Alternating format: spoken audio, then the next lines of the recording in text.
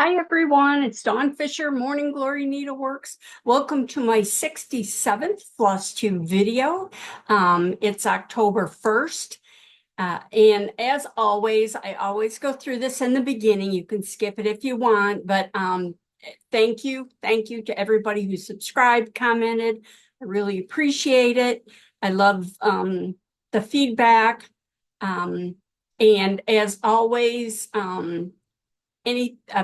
I may have one link. I think I'm going to have one link this time, but links to the Morning Glory Needleworks Etsy shop are in the description comments section down at the bottom. You have to hit more and then scroll down, but there's links to Morning Glory Needleworks Etsy, Instagram, Stitch of the Month Facebook group, Morning Glory Needleworks Facebook page. Buy me a coffee if you'd like to donate some money to the cause here. Bio link, which actually has all of the links in that one link. And I also break my videos into chapters. So I'm going to talk about a few different things. I always give my life update. I'm going to talk about some flea market finds, some stitches, and it is October 1st, so we're going to have a new stitch of the month. So I'm excited about that. So again, it's the 1st of October, so let's get going here. For my life update, I'm sure you know about Hurricane Helene. I was very, very lucky. I do live in the Tampa Bay area. I'm in St. Petersburg, about 2 blocks out of St. Petersburg in a very small little town. But I was very lucky. My condo is in a no flood zone. It's in a non-evacuation zone E, which is the last evacuation zone other than non-evacuation. But it doesn't flood here. It floods up and down, not even on our street, but the main street north of me and the main street south of me, a ways south of me. Those do flood.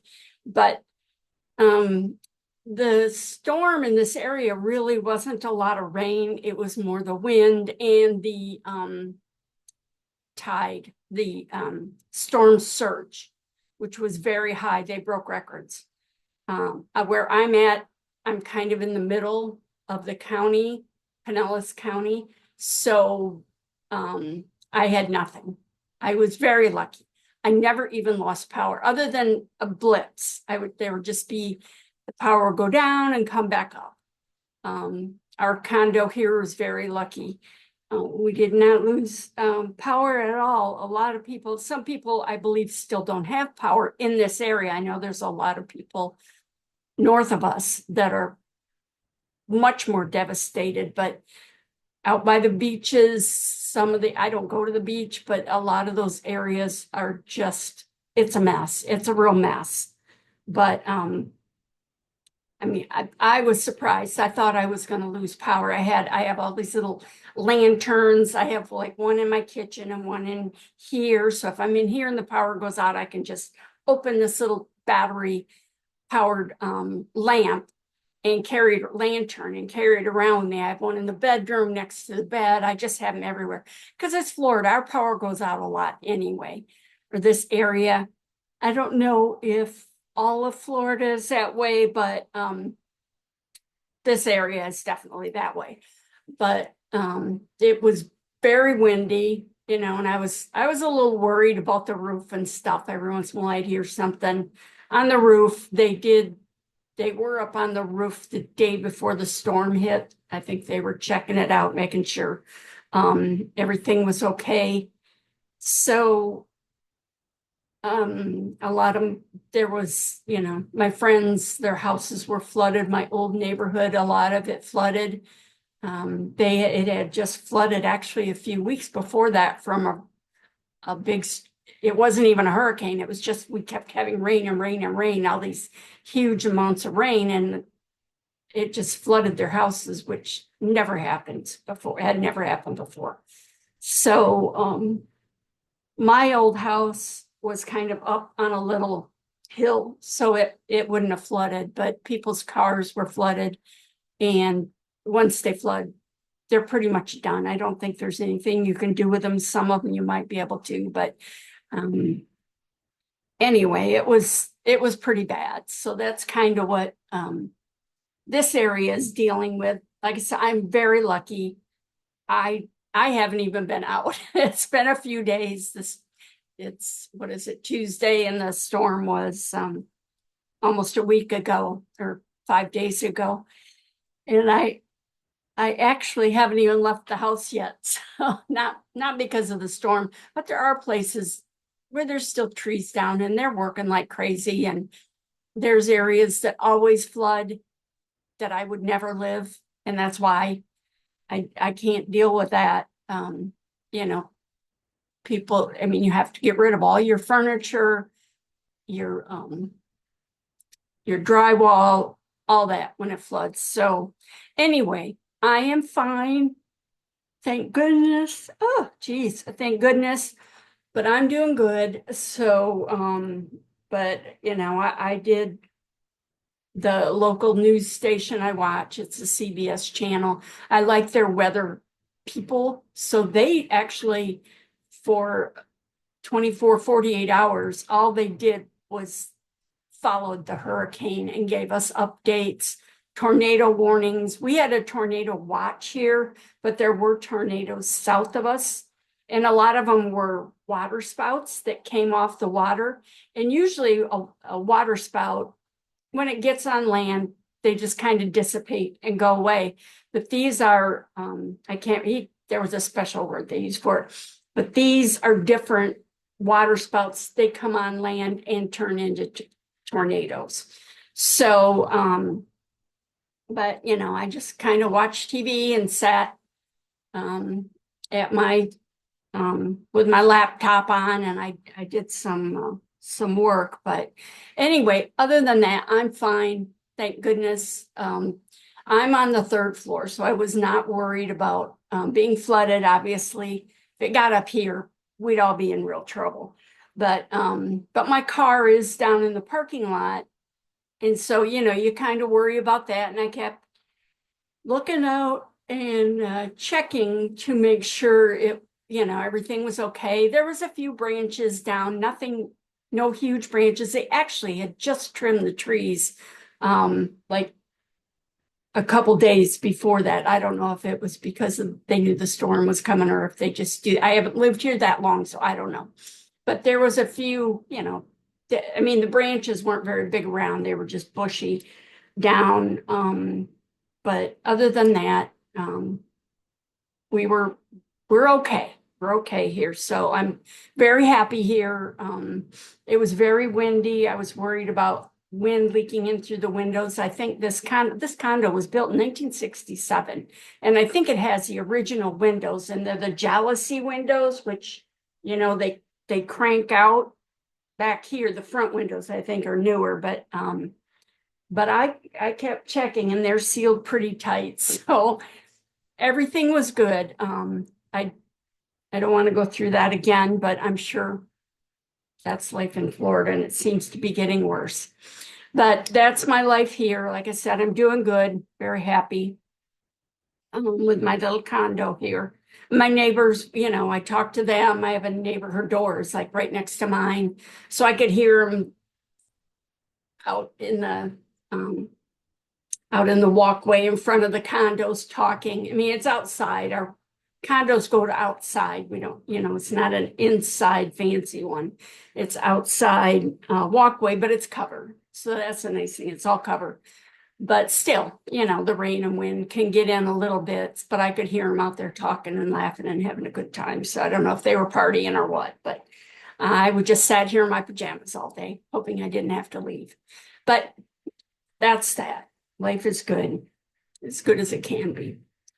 So now, I had mentioned in my last video that I was going to go up to Renegers to the big antique market in Mount Dora. They were having a yard sale, they call it, where dealers come in or just people that have stuff come in. It wasn't as big as I hoped, but I did find a few more fun items, and it really didn't take me too long.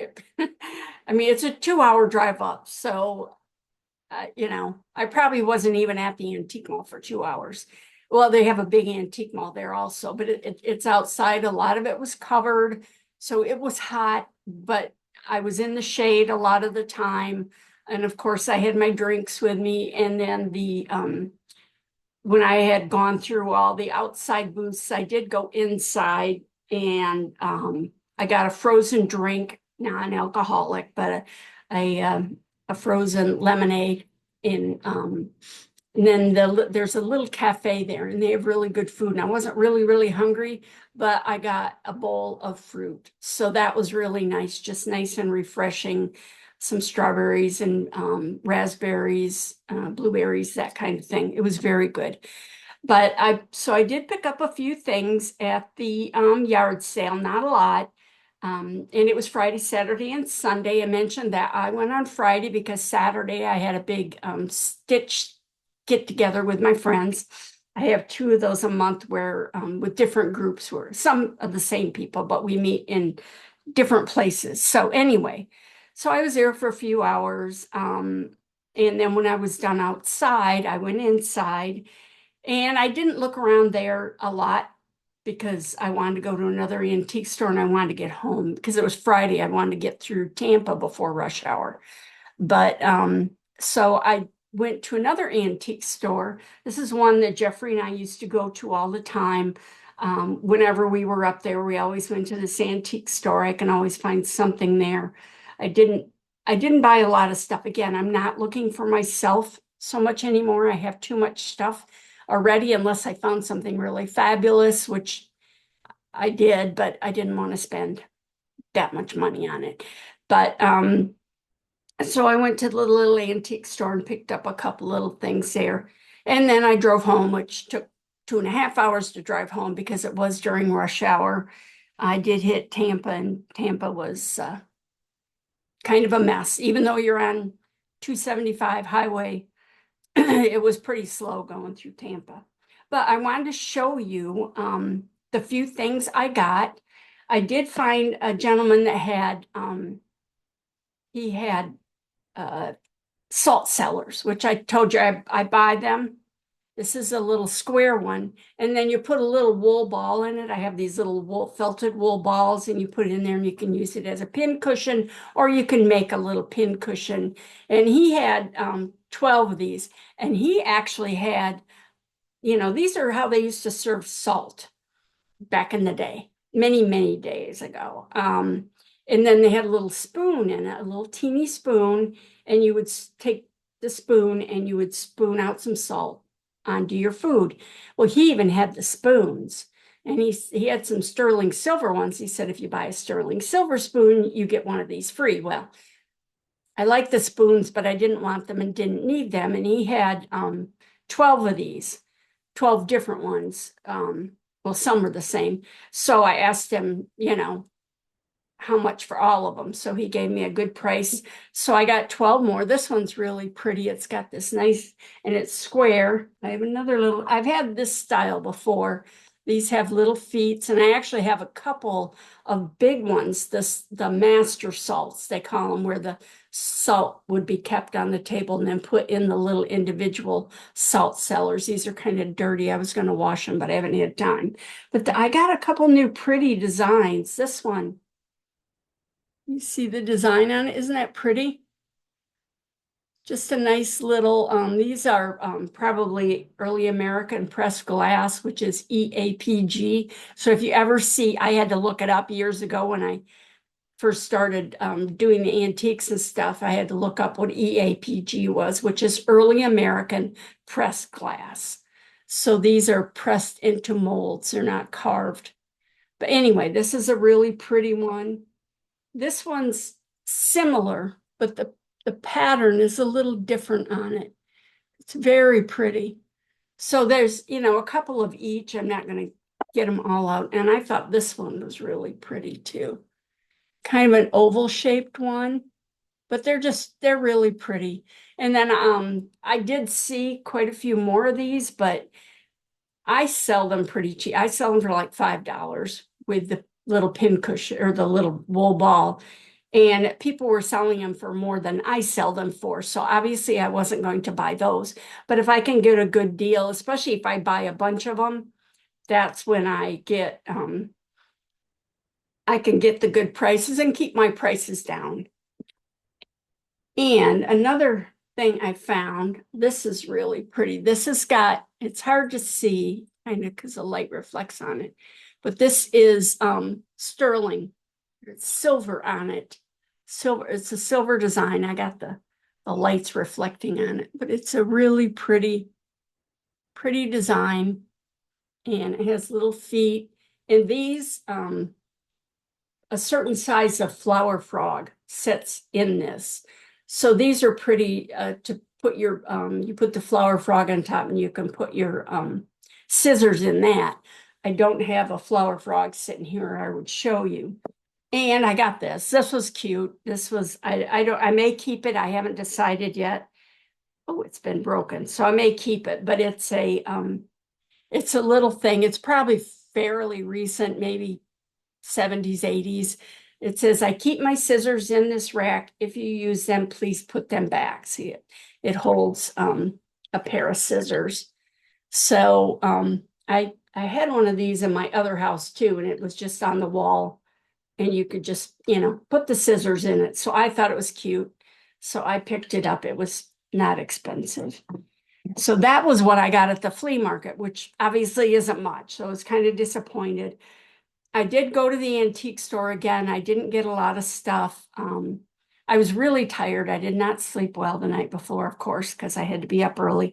So I could have hit some more antique stores and spent some more time in the mall and stuff, but I really just wanted to go home and take a nap, which I did.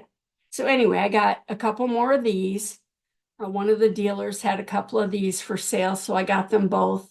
Again, this is where flower frogs will fit in here, and then you can hang your scissors in here, and both of those are in pretty good shape. And then I got something a little different. I've been trying to get some different kind of stuff, and I've seen these before, and usually they were like too expensive for me to resell them. But if I can find something reasonably priced, so I can, I do this to make money, so I don't do it to give them away. So I picked up this. Isn't that pretty? It's carnival glass. It's a vase. They call these tulip vases or something, but I thought it'd be pretty. I think I'm going to put some felted wool in the bottom, and you could put your scissors in here. It'd be nice. I may even line it with some felted wool, or I have somewhere some batting, some warm and natural batting. But I just think that would be really pretty place to keep your big scissors in it. But I would want to line it because it is glass, and I wouldn't want to throw a pair of pinking shears in there and take a chunk out of it. So, it needs to be washed. There's lots of dirt in there, but I just haven't washed them yet. But I just thought it was really pretty. So that's something I'm going to have the next time I go to a retreat where I can vend. I don't sell these on my Etsy site because it's too much trouble. These are that it would cost so much to wrap this and ship it. It wouldn't be worth it because I try and keep my prices pretty reasonable. So that was that. It was fun. I really like my new little flower frogs I got. So I'm hoping people will like those. I do have another retreat the end of October. I was supposed to go to Michigan in November, but I can't take all that stuff with me. And I think I'm going to have to cancel that because I'm hoping to go to Phoenix because my family's going to Phoenix for Christmas. I may have mentioned that before, to visit my niece. So that was it was fun at the flea market, but it was hot again. So the next time I go, I may go to one of the extravaganzas, which is in November. So that I may go to that too. And that's huge. Those are huge. Those, then I need the big wagon to drag around and carry stuff in. So as I mentioned, before, a long time ago, I have a program I love to do my stitch diagrams, and it's the best program out there. But I don't know what happened. I don't know if the man who did it passed away or what. The website is still up, but I've heard of people that tried to order and never got it. So anyway, my old laptop started dying. It would crash on me all the time, and I took it in, and this was quite a while ago, a year or two ago. And he told me the only thing he could do was like wipe it and start all over. And I'm like, well, if I'm gonna do that, I may as well buy a new laptop. So I bought a new laptop, but I can't get the program. It's not on CD. It's one of those you just download it and then it has updates. So even I have friends that have a CD. I don't even have a CD player in my laptop. I think somewhere I have one I can hook up, but if you don't have all the updates, it's not going to work the same. In the stitches I've already created may not work. They may not open up. So anyway, I bought another program, and I haven't been using it very much because it's not as easy. There's a lot of things you have to do to get it the way you want it. But I finally decided, I have a new design. It's going to be a teaching piece. So I'm really excited about it. And so I do go into my old laptop, and I have created some stitches, but you have to like save and save and save because it may just crash at any moment. I have been able to bring a few of my old stitches over as PNGs or JPEGs or whatever, something, so I can at least copy and paste them into my patterns. But I decided to use this new program, and I spent a lot of time working with it. Spent a couple of days, and then I actually had emailed the guy and talked to him about some things that I didn't care for as much. And so he actually made an update. I don't know if it's because of me, but he made an update, and it works more the way I want it to now, but it's not as easy, and it takes me a lot longer to create my stitches.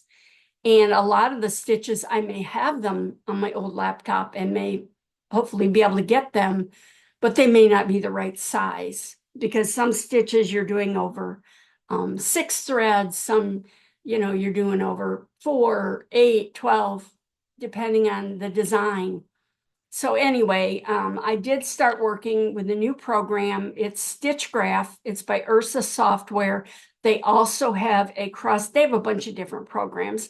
I believe they're in England. I'm not sure. They're overseas, but everything is downloaded.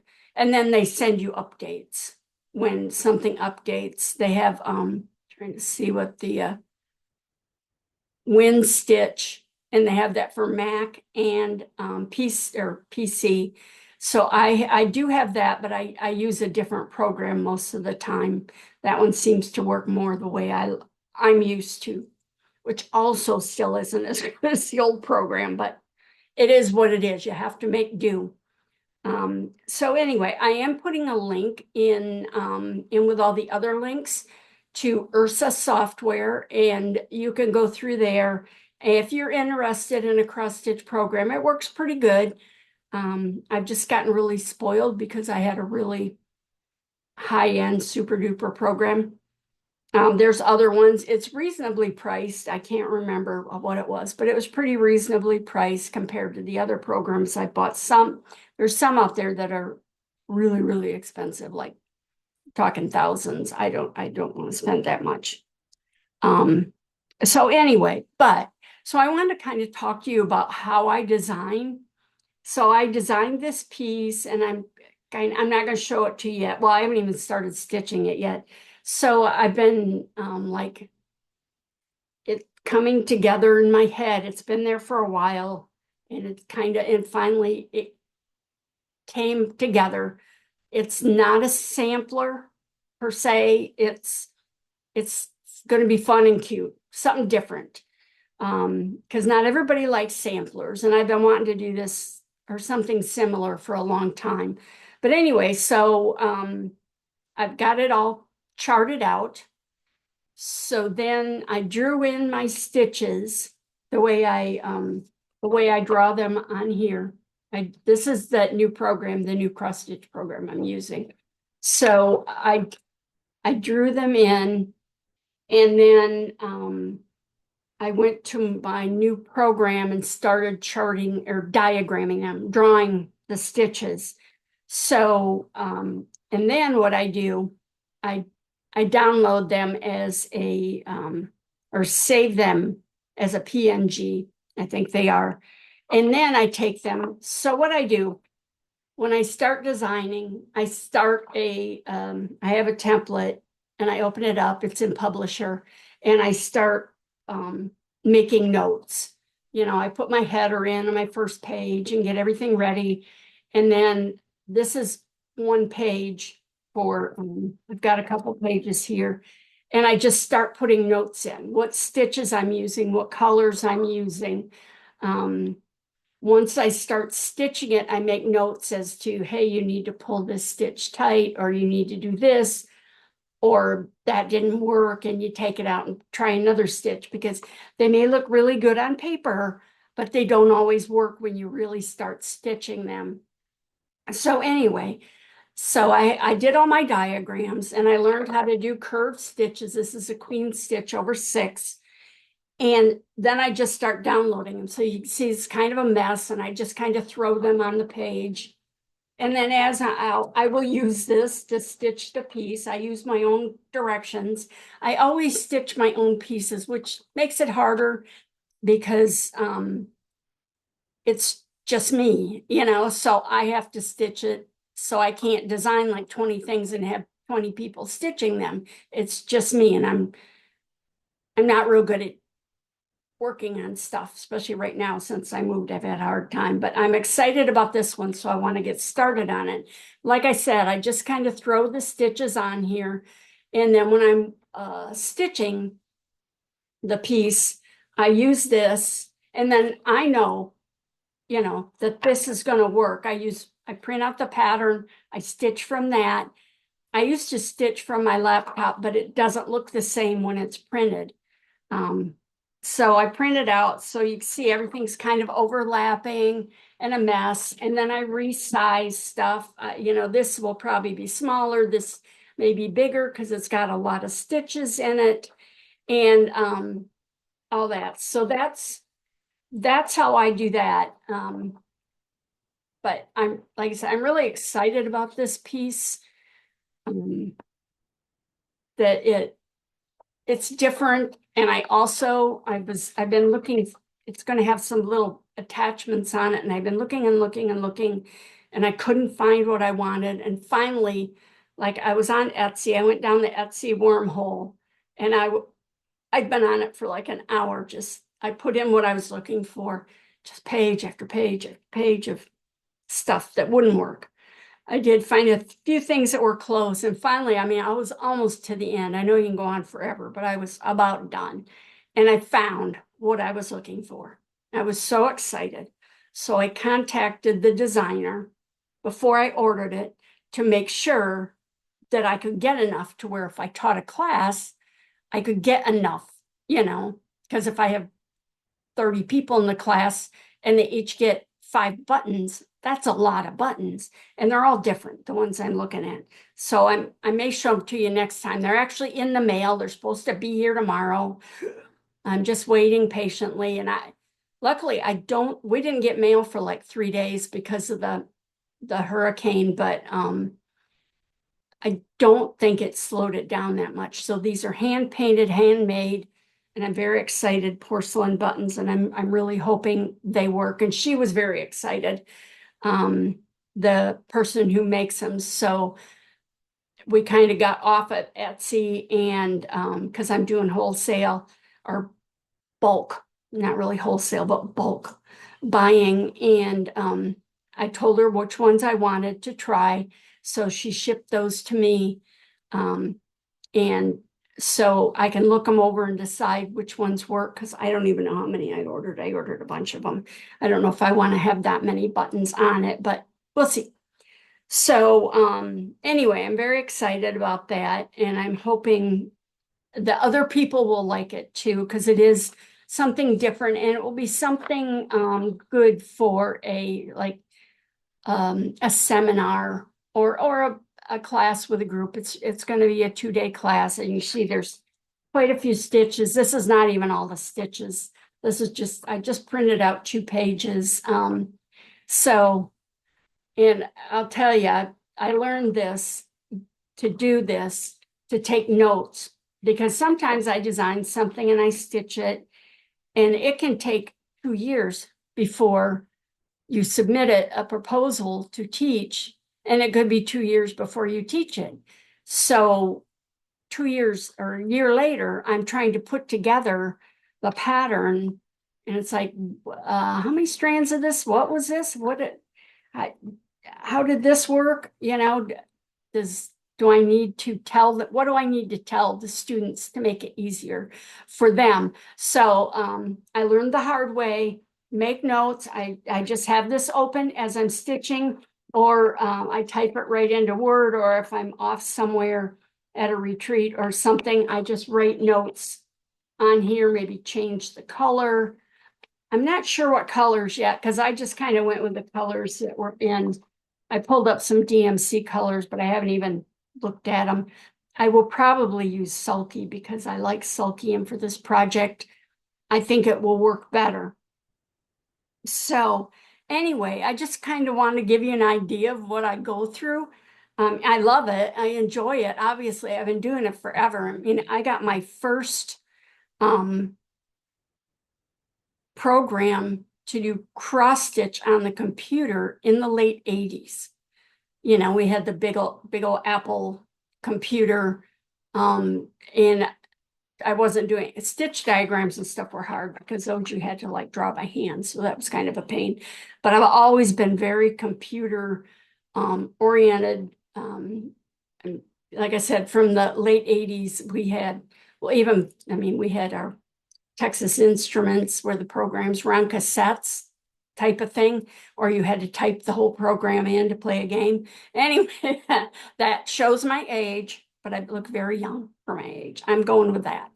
So anyway, but I think the diagrams are looking pretty good. I don't have any of my old diagrams right here.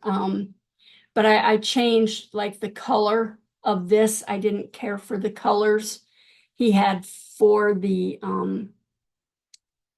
or they had for the linen. And there's all different types of graph you can use. Ones that look like needlepoint and canvas and that kind of stuff. But because I usually work on linen or even weave, this is going to be on linen. I like it to look like the fabric you're using. And it took me a while, but I figured out how to do these curved lines, and I do like the way they do the curved lines. It's different. The other program I had was very convoluted to try and make a curved line. So anyway, I think they look pretty good. They will look better once I get the, like I said, once I get the pattern done. They'll be all laid out nice and neat with these may be on 2 different pages. We'll see how big it is. I like to have my diagrams big so you can see them. I don't want you to have to like squint to try and figure out what the numbers are in there. So I may put this on 2 different pages, because I also write up instructions. If you haven't bought any of my patterns, or if you haven't taken a class from me, I usually try and write some kind of instructions on how to work the stitch, hence the color you're using, that kind of thing. So that is that. I hope you appreciate kind of learning a little more about how I design and work things out. There's much more involved than that's. I'm excited that I got this program to work more or less the way I like it to. It has a few little weird quirks that I'm sure they'll work out. You know, it's a it's a newer program, so they are updating it all the time. So anyway, I've got that figured out. Now, on to the most important thing, I guess. Oh, I wanted to show you this. I forgot. Let me show you this. Also, what I do, I either work the stitches on the piece itself, or I was kind of playing around. I know it's hard to see. I may show you when I bring up the other camera, but this is the pinwheel stitch. There's the queen stitch. I had a scrap of 28 count linen, and I was just kind of working on the stitches with just some thread I had. This is sulky, but just to see how they work. Because like I said, sometimes they look really good on paper, but when you try and stitch them, it's like that does not work at all. So anyway, I wanted to show you this, my little, what do you call it? Like a scratch pad only for stitching. So that's what else I do. Now back to stitch of the month. Oh, I do have 2 copies of that. So anyway, speaking of the pinwheel stitch, that's going to be our stitch of the month. It's a fun stitch, and I love the way the colors work. I did this with the 4102 Sulky. I'll show it to you on the piece, it's my favorite color. I love Sulky, but I use it in a lot of my designs. It's a pastel. It's all different shades of pastel. There's pastel pink, and then it goes into pastel yellow, pastel blue, pastel green, and then white. But it's very subtle. It's not a big, like blaring pastel. They're very soft, very subtle colors. But this is the stitch, and I have it. This is the chart. So here I did 3, and I did them in the 4102. And this is this is a little bit bigger than the way I usually do my diagrams, but I wrote out all the instructions and any little hints. If you can see, I can show you. It doesn't show very well. It's kind of dark. I'll show you when I bring the camera up. The colors on that. I just love the overdyed. It's just such a pretty subtle change. And I've used that on a few different samplers. So actually, I think one of the first stitches I did on Stitch of the Month a couple of years ago was pinwheel roads. So it's similar to this, but a little bit different. So I thought it's been a few years, so it's time to do this again, do it again. And it's a lot of fun. So what I'm going to do, I'm going to bring up my PowerPoint so I can just kind of talk about it real quick. Then I'm going to demonstrate it for you, and then and talk about it again. So let me bring up my my camera here. Okay, here we go. So now you can see the diagram's really big. Now I'll tell you the difference between this and if you have my other Stitch of the Month. This new program, I don't like, you can put the numbers inside each step, each line of the stitch, but they were hard to see, and I don't know, I couldn't move them the way I wanted them. So I put them outside. So that's a little bit different. And then it also has little arrows so you know what directions to go. And but they're smaller than on the other program I use. So I don't know if there's a way. I may ask them if there's a way they can make the arrows bigger, because they're a little hard to see. I mean, they're easy to see on this because it's big, but they're harder to see when it's a smaller pattern. So this is what the pinwheel will look like. On the left side, there's the 3 pinwheels. That's how I place them on my little sampler I'm making. Each one is 2 threads apart. That way you could fit all of them on one row and wouldn't have to try and make a half of one. Now this stitch, it can be started at any place, but I would start on any one of the long stitches, but I would start on either a horizontal or a vertical stitch. I would not start with the diagonal. So what I've done, I have it diagrammed to start in the top in the center. So you're going to come up at 1, and I don't have the down numbers in there, but you're going to come up at 1. You're going to count down 7 threads. This stitch is 14 threads wide and 14 threads high. So each half is 7 threads. So you're going to come up at 1, count down 7 threads, and go down into the hole. Now that's going to be your center hole, and all the long stitches are all going to go in that center hole. So on the vertical and horizontal sections, you only have 4 stitches, 4 steps in that section. But on the diagonal, if you look, there's 5. There's 5 stitches in each of the 4 quadrants, whatever, the 4 diagonal quadrants. So we're going to come up at 1, count over 7 threads, go down it into the center. Then we're going to come up at 2, which is 1 thread to the right and 1 thread down from 1. So each step is going to be 2 threads smaller. So it'll be 1 thread smaller on each side. So the first step is 7 threads high. The next step is 5 threads high. So that's number 2. Step 3 is 3 threads high. And step 4, you will go over 1 thread. Then from, I need to move my thing here. Then step 5, you're going to count, I just counted 3 threads to the right from step 3, from the top of step 3. That's how I counted it, just to make sure I was in the right place. It has to be even with the top of step 3 and 3 threads to the right. So that's kind of how I knew I was in the right place. The first one I was kind of trying to figure out. The first one I stitched, you know, when I got around to the other side, I got a little off. So you have to be careful. But anyway, so from 5, you come up at 5 and go down into the center hole. So you don't have to count. You're already right there. So right in this center hole. So again, with this one, each one's going to be 1 thread smaller. So you're going to come up at 6, and you can see all those numbers are even. They're all in a row. They're flat on the top, on the side, and the bottom.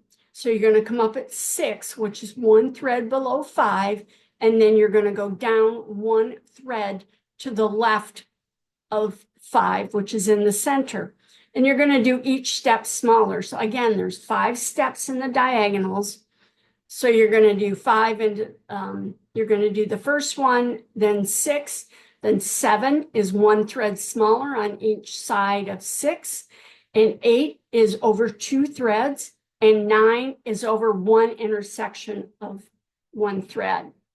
Then you're going to do 10, come up at 10, which is a horizontal stitch, and you're going to 10 is 1 thread down and 2 threads to the right of 9. As you get around, you'll start to get the rhythm, especially if you do like 3 of them.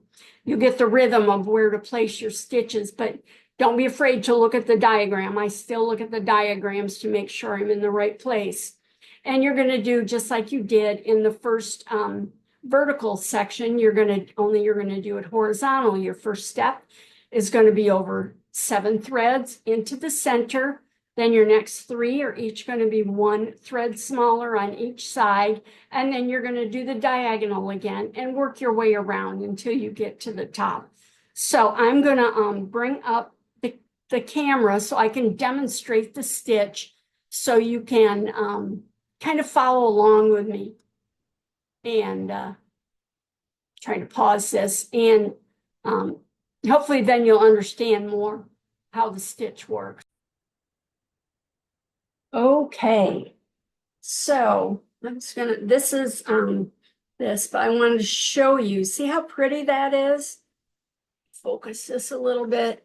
These are my stitches, and I just love that color, and that's why I like using the overdyes for this, because it's very subtle, and it gives a really pretty effect of how the colors move. So anyway, that's my color. So what I'm gonna do, I'm gonna focus this again. I'm actually gonna move this for this way a little bit. Okay, so what I've done, I've come up at what is going to be step one. I think I'm gonna make this a little smaller to make sure I can get this. This is a big stitch, especially because this is like, this is 10, 14 count plastic canvas or something. So I've come up, this would be step one. If you're working from the top, I'm gonna count down 7 fabric threads. 2, 3, 4, 5, 6, 7. Okay, so there is step one. Now this is always going to be my center hole. So now I'm going to come up at 2, which is 1 thread to the right and 1 thread down from step 1.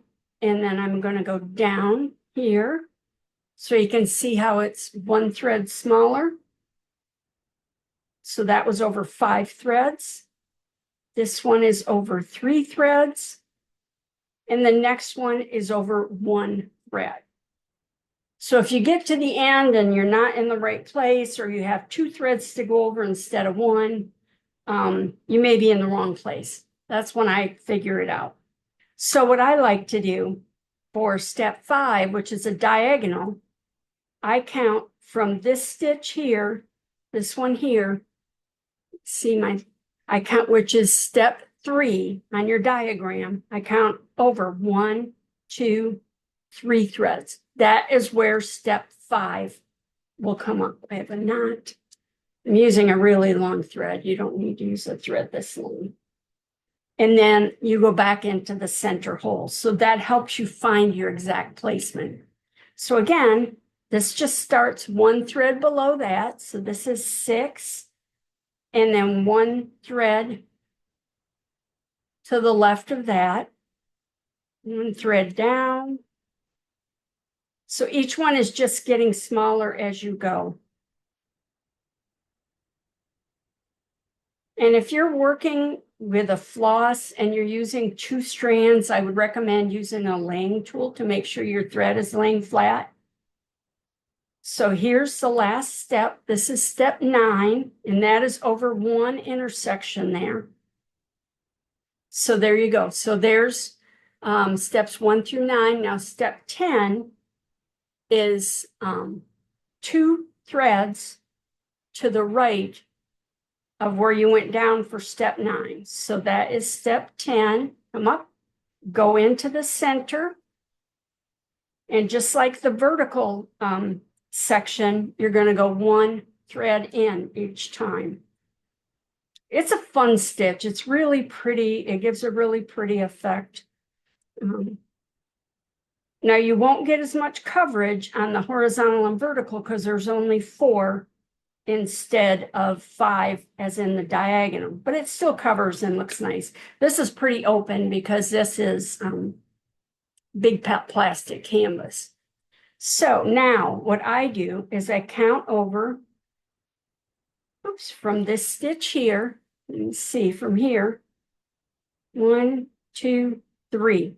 Now that's where I need to come up. I stopped numbering on the diagram, but it's basically the same. And then you go down into the center. And as long as you go into the center and you come up with the right place, it's going to put you in the right place for your stitch. So I'm just working each one smaller.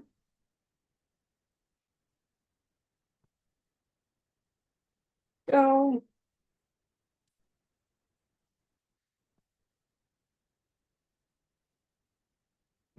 This goes over 1.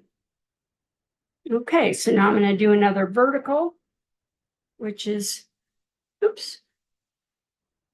Nope, I have this one in the wrong place. Sorry. Follow the diagram. Don't listen to me. It's 2 threads above the top of this. I'm not going to take that out.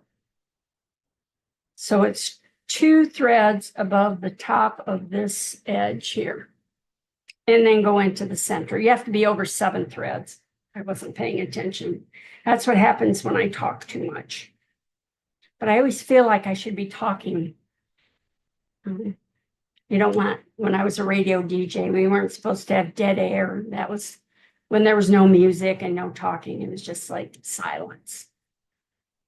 Back in another lifetime. So now, 1, 2, 3. So this is where I come up for the next diagonal into the center.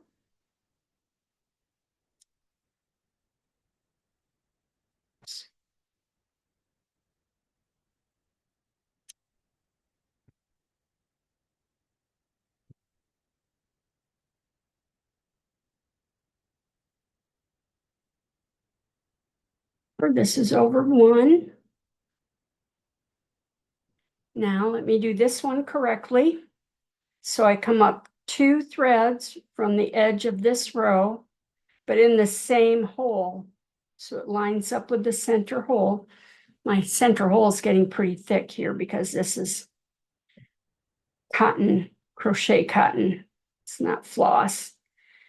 So I'm going to do my last of my horizontal stitches. It works up pretty quick, you can see, and of course this is big. And then I'm going to do my last diagonal. So it's 1, 2, 3, over from there into the center.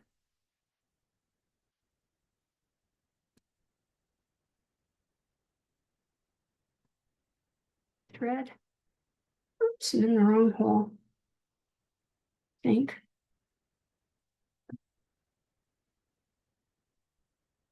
I was right.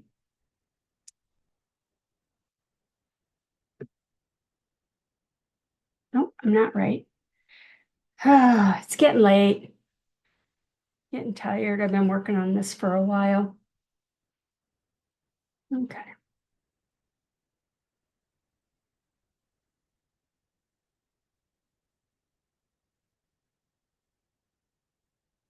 So there we go. One more stitch. You can kind of see that one's a little stubby there, the one I worked on. This one's a little short, but that's it. That's pinwheel stitch. And your next stitch, if you're working them like I did in a row, I put them, depending on what you're working on the little sampler I've created, and I'll give you the chart for, they're 2 threads apart.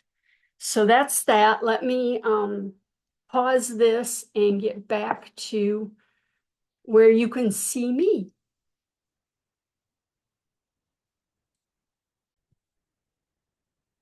Okay, I'm back. I get rid of my papers here. I don't think there was anything else I needed to talk about. I hope you enjoyed this. This is a fun stitch. I hope you enjoyed hearing a little about my designing. If you want to see more, let me know, and I can maybe demonstrate some of the programs I use. If you're interested in that, I would love to do that for you. Just let me know, comment below, and let me know if you'd like that. I can do the stitch one time and then do the charting one time. Every program is a little bit different, and there's quite a few different ones out there. But right now, these are the ones I like.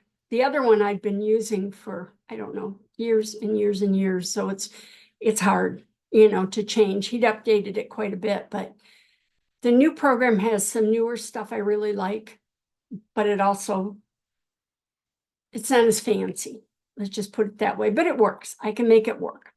So that's it. But thank you again for watching. Thank you to everybody who subscribed to my videos. Be sure to subscribe. I appreciate that. If you do, then you'll hear when the next video is posted. But I do post them usually. I missed a couple times recently after moving, but on the 1st and the 15th of every month. And I do that because I always do the stitch of the month on the 1st of the month. And that way I have another video in the middle of the month. That's all I can handle right now. But anyway, be sure to join Stitch of the Month Facebook group. That is where you will get, these will be loaded in the files as PDFs. So there's that. And then this little chart comes with it. It tells suggested colors, the colors I used. Like I said, I'm using Sulky. And then this is my piece here, and I just happen to have this big long scrap of 28 count linen. So here's 2022, 23, and 2024. We only have 2 more months to go. How'd that happen?